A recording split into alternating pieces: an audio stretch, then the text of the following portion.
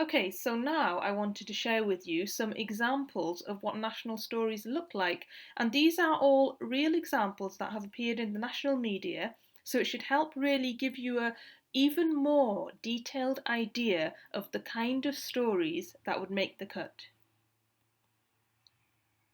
Okay, so the first example I wanted to share with you is a piece that appeared in a national publication in the UK called The Guardian.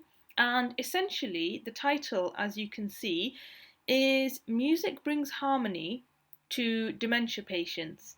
And essentially, it was a case study, as it were, of a session that took place in a care home where the residents who have dementia were given these sort of music sessions, and the interactive sessions are designed to really help encourage conversation, reminisce, encourage memories, and just generally build communication between dementia residents who often struggle with communicating and memory, and also with their loved ones as well as carers at the home. So, this story, and you don't need to really read into a lot of detail to realize straight away that this story has a huge human interest angle.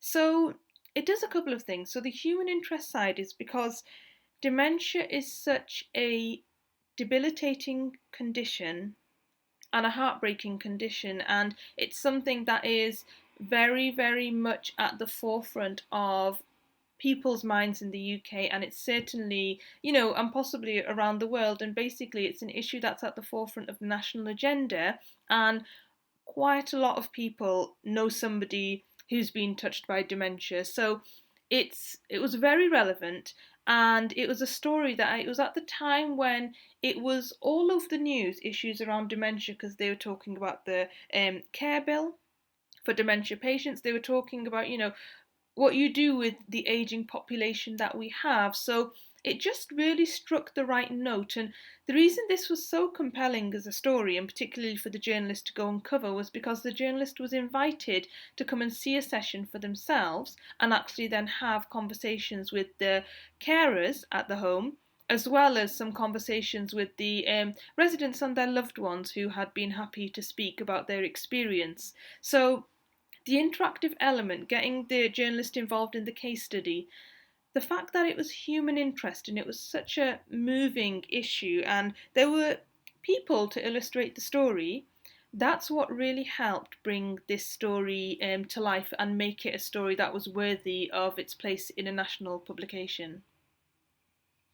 On the same, well, sort of health as opposed to care, but on the same sort of strand, this is a story that appeared in the Daily Mail newspaper and online, on Mail Online, and essentially it's a case study. The condition was uterine prolapse, and essentially the procedure spares women the trauma of hysterectomy. So you can hopefully start seeing themes now, or touching upon, if you looked at the previous lesson, about the kind of reasons it's making the news. So straight away, there's the human interest. Straight away, you've got a picture of the lady who had the treatment, and it's her story, and it's around the reason that she needed to have the procedure, and how life was living with the condition. So it's got the human interest. It's a case study, someone illustrating the story rather than the surgeon just saying, this is the procedure, this is where it corrects. I mean, that would have been quite a dry medical story, but this becomes a human interest or lifestyle story. So the other factor is the condition was, I would say it was not overly out there in terms of it was little known. And it also, because it was a gynecological condition, it wasn't talked about. So, it's something that was seen as embarrassing. It's something that women wouldn't discuss. So, actually putting it out there really made it an interesting story, and is what made it national news. And the fact that we had a case study to illustrate the story just really gave it the advantage, because, as I said, without the case study, just talking about the surgery from the surgeon's point of view wouldn't have been enough. Okay, so a very different type of national story. So This is actually, it's not sort of national breaking news, it's more a feature based story.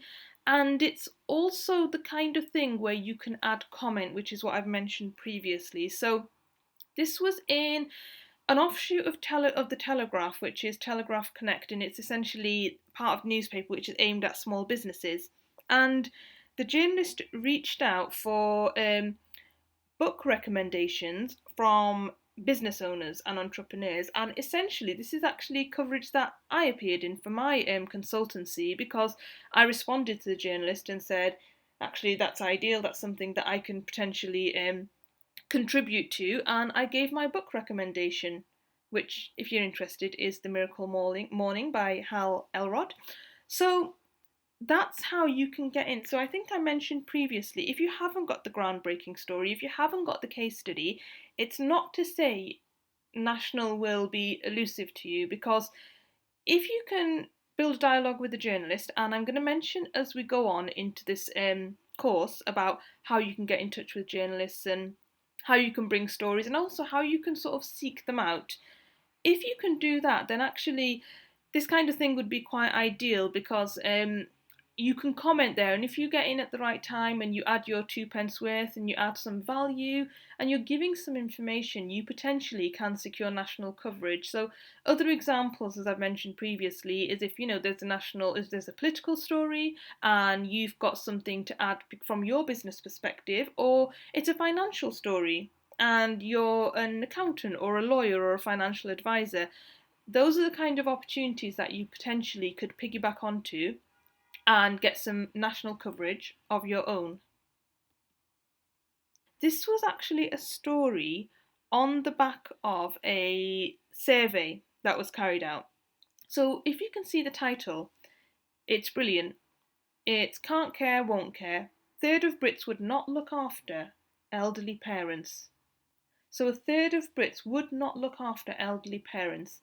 And can you see the theme and the tone within the title? It's almost, it's judging of those people that say they wouldn't look after their parents. So one of this came off the back of a survey, and the key point was essentially that a third of adults wouldn't look after their parents when the time came that they needed full-time support. So this actually made waves. I mean, this kind of story had actually a huge impact on the media, because I think people were just surprised that parents that adults wouldn't look after their parents. So it does two things, this story.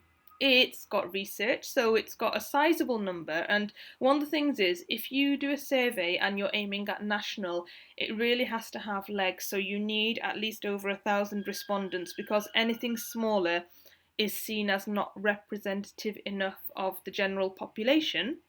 So you do need big numbers, and I think it just really hit at the right time when, as I mentioned, similar to the other story, Music Brings Harmony to Dementia Patients, it was just at a time when people were talking about elderly parents and what do you do, and the ageing population and dementia and all those are the factors that go with it. So that's the reason why it really struck a chord. So I hope you can start to see a pattern in the kind of things, and I hope it illustrates and brings to life the factors I mentioned which would make a national story, because it's totally doable and it is achievable, but it's just making sure you have the right criteria. And I'm hoping that the points I mentioned previously, along with these actual examples and real examples, help you understand that a little bit more.